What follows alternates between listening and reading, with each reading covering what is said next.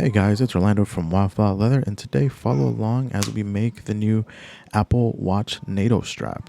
Starting off, we're going to go ahead and punch the holes where we're going to do the stitching. I'm using a 1.5 millimeter Cinnabrooks single punch. So this is already cut out. Didn't want to bore you with the laser cutting, but I used the masking tape to protect the top piece of the leather so it doesn't get any kind of burns or score marks. So removing the masking tape. So we got all the holes punched out for the hardware. We're going to leave the watch strap holes to the end. We're going to go ahead and bevel the edges all around, top and the bottom as well.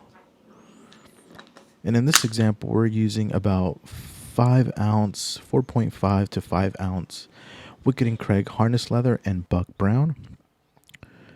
Burnishing the leather here with some Tokonol and using this adapter here on the Dremel tool to burnish the edges.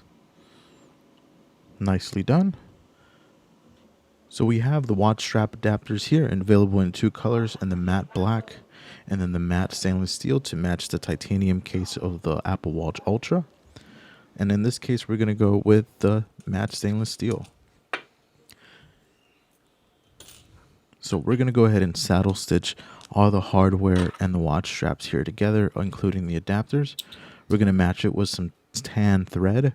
I think the tan and the buck brown always go very, very nicely. Let me know in the comments if you disagree or if another color should have gone like black, brown, navy blue, burgundy.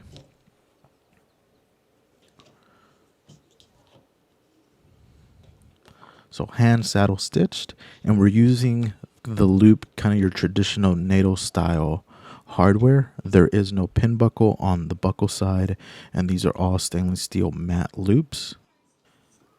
And everything, as you can see, is hand saddle stitch.